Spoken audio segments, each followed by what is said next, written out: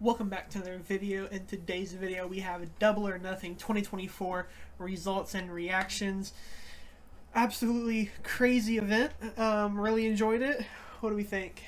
Yeah, really good pay-per-view. There was a couple ones, I didn't get fully behind early on in the pay-per-view, but by the time we got to the later half of the pay-per-view, I just had a really good time. All the matches were great. And yeah, we'll kind of start getting into all the madness. Yeah, we're gonna go too in depth into the pre-show matches, but for the results, Deonna Purrazzo does beat Thunder Rosa. It's kind of she kind of rolled her up and then grabbed the rope to win. Then Billy Gunn and the Acclaim defeat Cage of Agony. And pretty solid trios match, but yeah.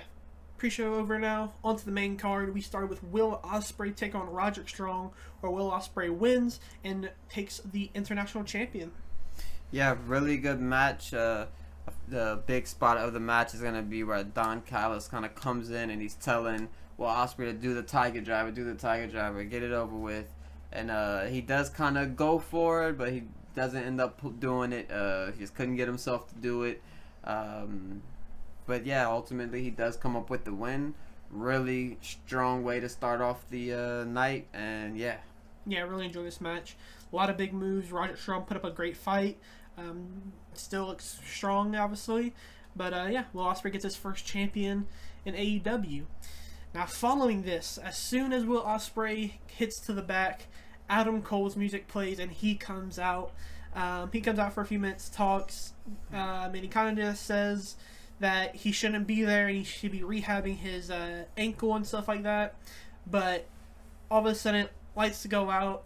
A vignette plays of a POV in a mansion, and it goes to this room with all of MJF's biggest accomplishment and biggest, items from big moments in his career. We've seen the diamond ring. We've seen the, fire extinguisher that he used against Bryan Danielson in the in their match.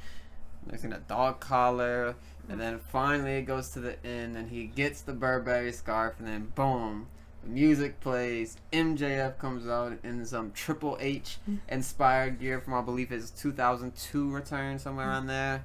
But yeah, really cool. He comes out, just cuts a real badass promo. He hits Adam Cole with a low blow. Yeah, with a low blow, and then does like a suplex or like a, I forget exactly what it was after that he did, but he hits him with a low blow, does another move to him, and that kind of takes him out. And then he just goes on like a 5-minute just rampage on the mic and just tells everybody that he's still the best. He says he's not going anywhere. He reveals an AEW tattoo, essentially saying that he's going to be an AEW lifer in a way, the way that he made it sound in his promo and whatnot. But yeah, really good. Very excited to see MJF back. Gonna definitely bring me back to watching weekly TV for sure.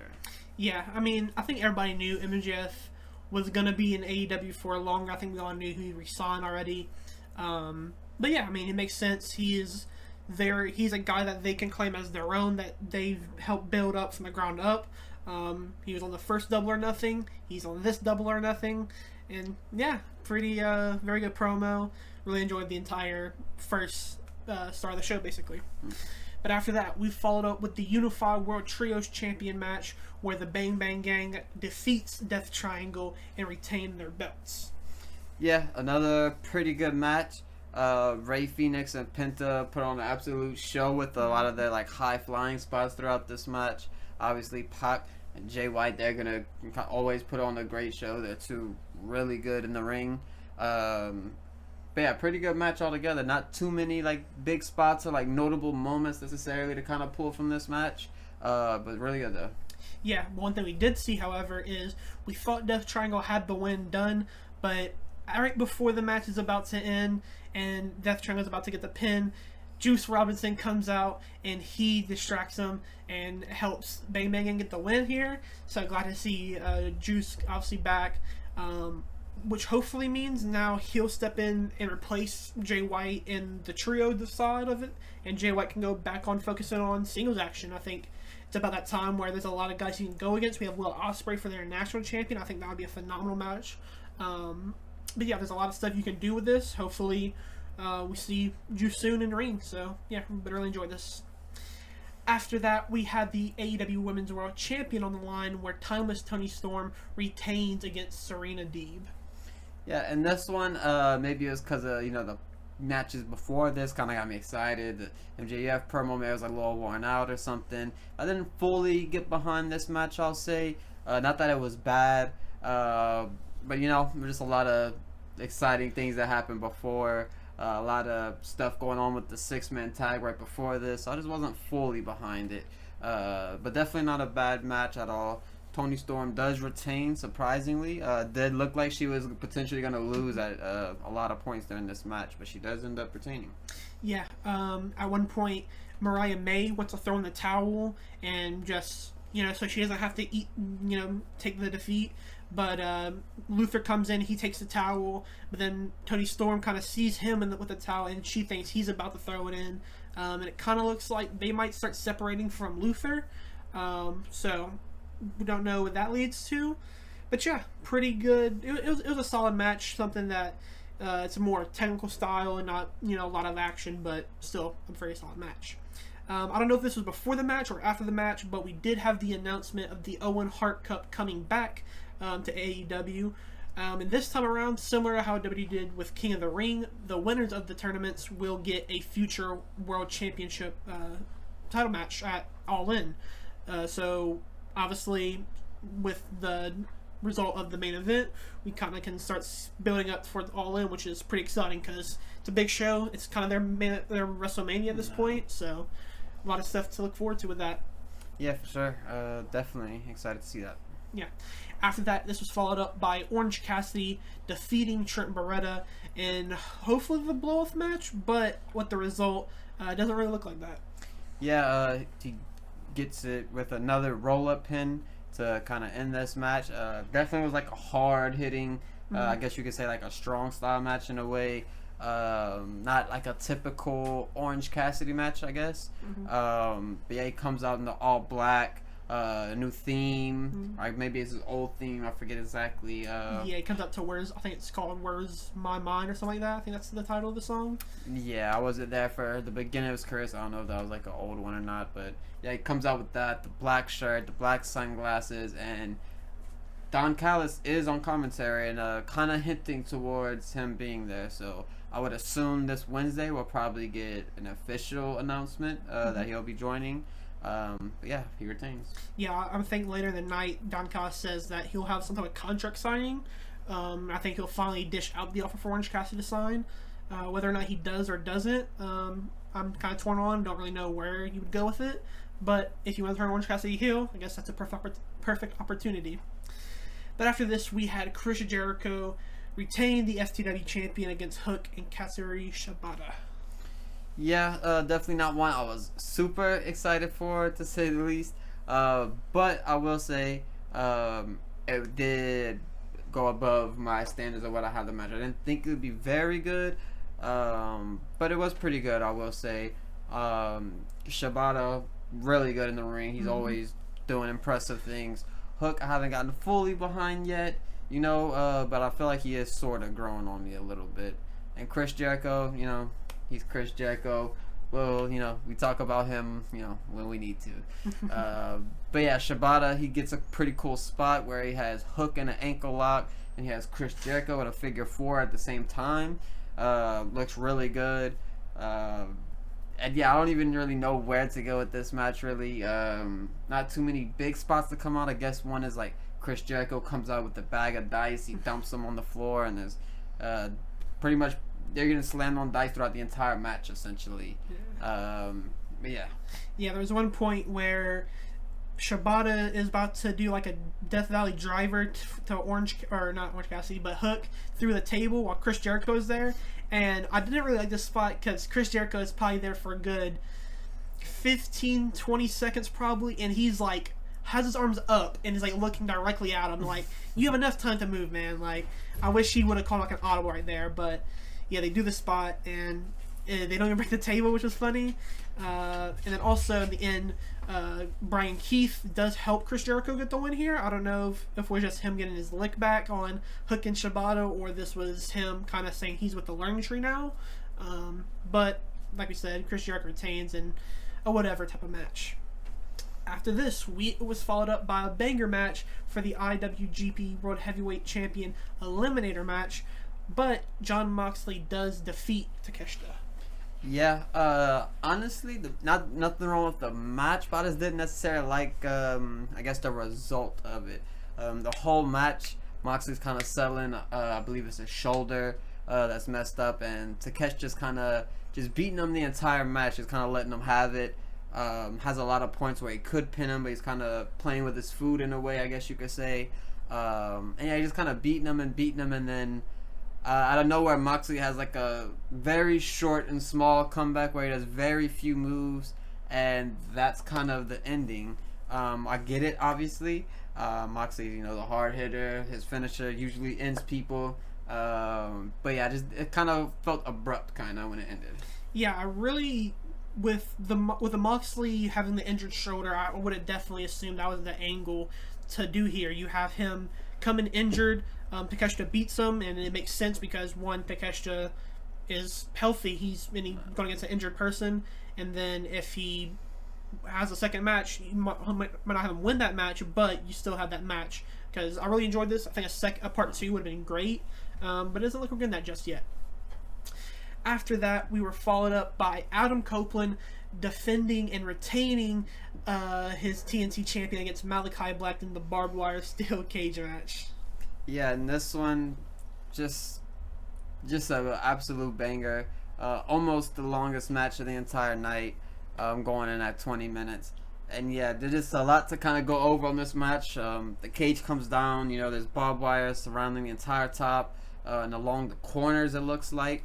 And there's also weapons kind of hung up along the cage. There was tables in the ring. There was chairs in the ring.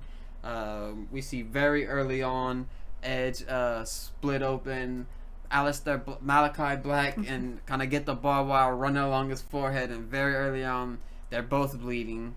Lots of blood in this match. Lots of tables. Lots of barbed wire spots. There's barbed wire bats involved. But yeah, I'll kind of let you take over from here. Yeah, this match was absolutely crazy. At one point, Ed or Adam Copeland, he ties Malachi Black with barbed wire on a table, and he ties him. He takes his time doing it, and then he starts going to the top rope, and you're like, okay, he'll just do a simple dive right there. He goes higher. He goes higher and higher and higher until he's on top of the cage. At the age of 50, he's turning 51 years old this year. He jumped from the top of the cage, lands feet first, and does an elbow through Malachi Black to break the table. This made me cringe, and I'm not saying that in a bad way, but I was so scared for Adam Copeland's ankles or knees and just the lower half of his body, because I would have swore he would have broke something right there. As someone who skateboarded before, I did a lot of big jumps, jumping stairs and whatnots. And just, I've never jumped from that high, but just the heights that I have jumped, I feel that pressure that hits your ankle whenever you land. And him jumping from that high onto a wooden ring, onto a barbed wire man with your elbow at that, just insane. And like you said, at his age especially, calm down, Adam. Calm down. Yeah. I appreciate the hardcore. I appreciate everything in it, but oh my God, don't hurt yourself, please. But yeah, after that, Malachi Black gets the upper hand by pushing Adam Copeland through the front door of the steel cage, and they're both outside. And out comes House of Black, or Brody King and Buddy Murphy, and they stay on the side of Malachi Black at first, but then they turn over and they're now on Adam Copeland's side, but then they do the double turn and then they attack Adam Copeland. They get him back in the ring and they put like a barbed wire crown over his head, and then they're about to do I guess the mass ending, but the music starts playing, and then out from under the ring, through the ring, Gangrel makes his AEW debut, I'm pretty sure, and helps Adam Copeland get the win. Yeah, and also I guess something to mention too is Adam Copeland's entrance as well. Yeah. Forgot to mention this, but his entrance, really amazing. Comes out to a new theme song with the big letters, The Brood. Mm-hmm. His pants also have The Brood on them. Kind of kind of bringing back old gear, not his Brood gear necessarily, but kind of his early days as the rated R superstar kind of gear. But yeah, amazing entrance, really good music. When he does end up when they do play his actual theme song. But yeah, I guess this is gonna be his dark side of Edge or Adam Copeland.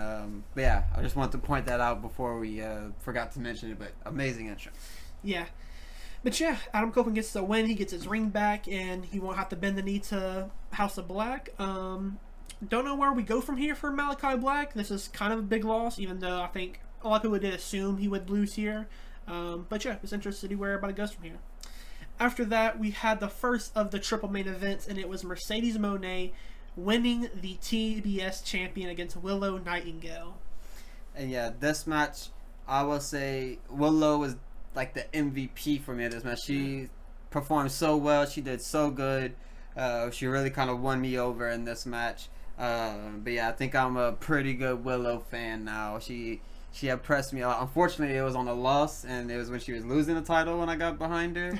But yeah, I'm definitely a big fan of Willow now. She really impressed me with this match, and obviously with Mercedes Moné, her big AEW debut coming, she did well as well. She does get the win. She is the AEW TBS champion now. And yeah, I'll kind of let you talk about how the ending happens and what happens after it, and all that.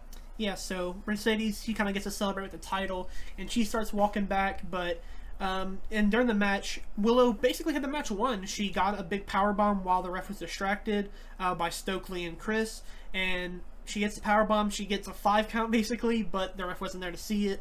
And then after the match, Chris and Stokely are trying to help her up and kind of support her, but Chris realizes that Stokely was kind of the main reason why she didn't get that pin. She pushes him off, and she kind of walks Willow out to the ramp and stuff like that. But right before they get to the top of the ramp, Chris Statlander slams Willow's head into the ground and makes the turn, and she is aligned with Stokely Hathaway, so it's kind of just a plant right there. But yeah, Chris Statlander is now a heel, which is very weird to see. She's been kind of like a fan favorite by most, and now that she's a heel, I'm interested to see where they go with her, because you could have her go for the TBS champion, or you can go for the world champion. I wouldn't be mad at that at all. But yeah, really interesting match, and I really enjoyed it. And yeah, I guess we'll see what happens with Stokely and Chris after this coming Wednesday, I would assume. Maybe Stokely and Chris align with Mercedes. Maybe Chris is Mercedes' next opponent. We don't quite know yet, but definitely interested to see what happens. Yeah, I think, especially after the announced Owen Hart Cup, I definitely see Chris being a potential winner in that tournament. Yeah. But after that, we had the second of the triple main event, and it was Swerve Strickland taking on Christian Cage, where he does retain his AEW World Champion. Yeah, and this one, once again, another really good match. A lot of shenanigans in this match, a lot of referee distractions. Nana gets thrown out. Everyone ringside for Christian gets thrown out. And yeah, just a couple crazy spots in here. A lot of close calls with Christian where you actually thought that, oh wow, this is going to be it. But it doesn't end up being it. Swerve does get the win. He does retain. And a banger of a match. Yeah, I really enjoyed this match. It started off pretty slow, and I was kind of starting to not I'm not saying lose interest, but I was kind of slowly getting there. But towards like the middle to the second half, I was really behind this, really enjoyed it, got into it. Yeah, I mean, I don't think anybody thought Christian was going to win this. So yeah, nice to see Swerve get a nice retain here. Now we have a Battle Royale on Dynamite this week, I'm pretty sure, where we'll get his Forbidden Door opponent. There's a lot of opportunities there. If you do have somebody from New Japan come through, maybe even CMLL come through. But excited for what's next for him. And now, time for the main event. It is Anarchy in the Arena. That does take the main event, where the Elite do get the win over Team AEW. And what do you think? Yeah, this match, I mean, it's all in the name of the match, Anarchy in the Arena, and that's exactly what it was. We get the start, just a crazy start, just no one even makes the entrances, really. It's just a brawl, everyone just going nuts. Darby Allin's music was playing for extremely long throughout this whole thing, and I remember calling it out whenever we were talking about it. I was like, bro, why is his music still playing at this point? And then I forget which one it was, but Matt or Nick Jackson, they grab the mic and they say, cut this shitty music off. We need to play some real music. Play our theme.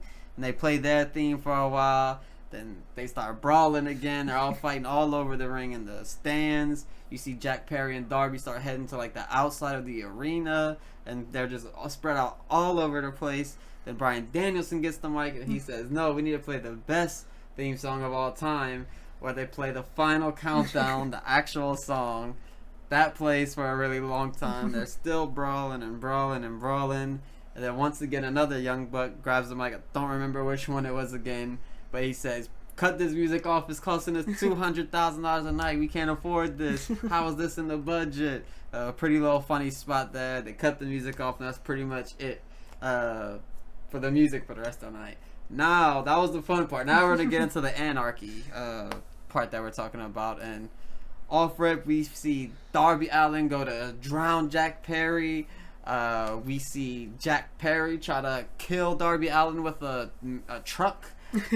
We see Darby Allin catch Jack Perry on fire. We see Kazuchika Okada do the Rainmaker with thumbtacks on his arm sleeve. We see Darby Allin also come out with a mask with thumbtacks all over it.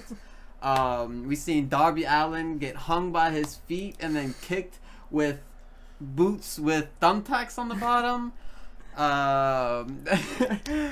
There's more too. I'm sure I'm missing more, but just wow, this match was just literally all over the place. Yeah, if you want something that's just crazy and just you'll never get bored of a match, this is the perfect match for you. Literally, it's so hard to keep up with, but there's so much going on, and you try to focus on one thing, but then you miss another thing, and then they had to have a 4-box camera for everything that's going on. But yeah, this match is absolutely one of the craziest matches I think I've ever seen.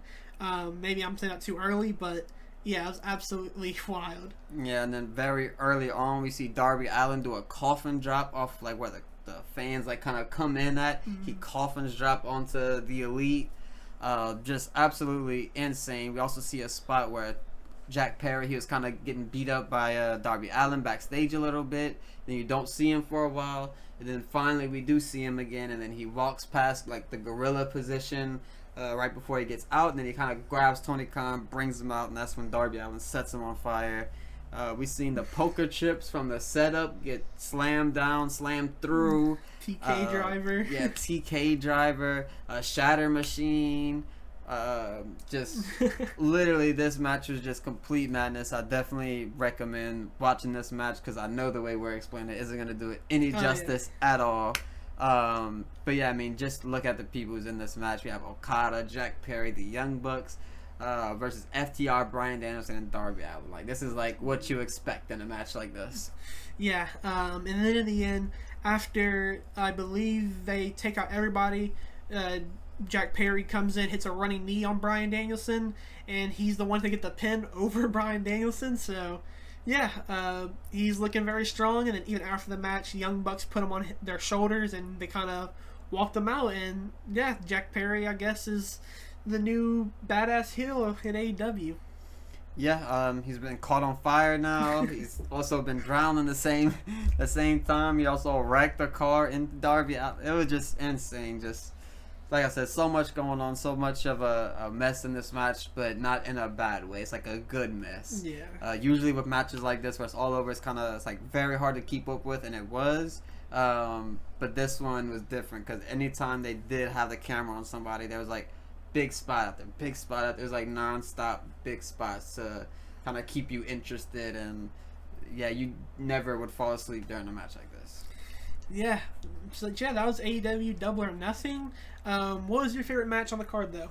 I mean, I'm gonna have to go with the main event. It was just so all over the place. I was debating maybe Adam Copeland versus Malachi Black because that one was really fun as well. But I will think I'll go with the main event. And then what was the craziest moment of the night? Definitely Jack Perry running over Darby Allin. I guess you don't see it, so I guess maybe I can't count that. If you don't want to count that, then definitely the edge spot where he jumps off the the cage onto his feet. I don't know if maybe he got just I don't know, whatever it is, he got nervous like right before or something, but oh my god, it looks so scary. I was worried for him. Yeah, I mean, there's so many moments on this night, and I think this will go down as one of AEW's best pay-per-views. They're on a very good streak of pay-per-views, I will say that as well. We had Revolution, which was amazing, because not only Sting's retirement, but everything else that happened on the card. Dynasty was one of the best match-for-match cards we've ever seen in pro wrestling, I'll say. And then Double or Nothing, with Anarchy the Arena alone, it was just such a crazy match. But then we also have bigger matches like Will Ospreay, Roderick Strong, Adam Copeland, Malachi Black. MJF return. Yeah, that's another big moment. You have Juice Robinson return, which obviously that's not as big, but still kind of cool. No. You had a lot of turns. We had fake out returns. Just genuinely such a crazy night of pro wrestling from AEW. And it couldn't have come at a better time considering WWE just had one of their weakest pay-per-views in the last year and a half or so, maybe. Maybe not as much, but we'll have to kind of go back in the past to kind of see that. But definitely the weakest pay-per-view of the year, and they kind of capitalized on that and put out a banger in the same weekend. So glad to see AEW have a big show like this. I mean, a 12-match card, that's hard to keep people watching for that long sometimes. But they definitely did it. But yeah, I wasn't asking you what your favorite or what was the better pay-per-view this week, but I think it's kind of obvious what it was. But yeah, my match of the night, I will give it to Adam Copeland and Malachi Black. I really enjoyed it. A lot of stuff there. Favorite moment, I'll go with MJF return just because there's a lot of possibilities now. It did seem like they're gonna pause the MJF Adam Cole storyline until Adam Cole is like fully healthy. But yeah, like I said, absolutely crazy night. Great pay-per-view from AEW again. They always deliver, even though sometimes the build might not be the best. But yeah, if you guys made it this far, make sure to like and subscribe and let us know what you guys think of AEW Double or Nothing, where you would rank it in pay-per-view so far this year. But yeah, this has been Wrestling Junkie, and we will catch you guys in the next video.